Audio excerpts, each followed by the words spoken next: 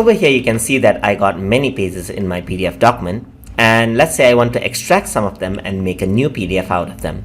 So I can easily do that by clicking Control and selecting the individual pages that I want to extract. So let's say in this case I held Control and selected these three.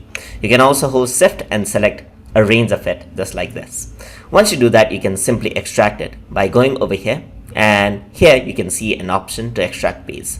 Optionally, you can right click and you get the same option. So once you do that, I'm going to click on extract pages right here, and it gives me option to change the range of the pages if in case I want to change it later on.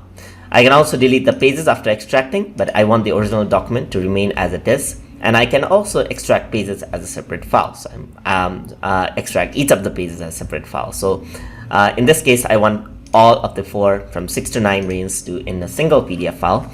So I'm going to leave it as it is, and I'm going to press OK. Once you do that, you can see that I got the pages right here, just like this. So I got 4 pages over here.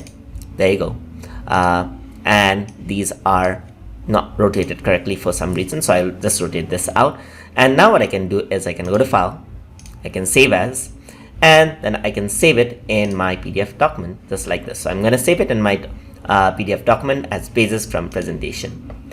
Alternatively, you can go to Organize Pages section right here, and you can extract individual pages as well. So I'm going to click on Control, and I'm going to select the 2nd and 4th slide right here.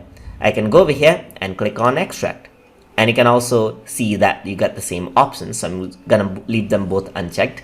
And I'm going to click on Extract. Once I do that, you can see that I got a final document with only 2 of the slides now.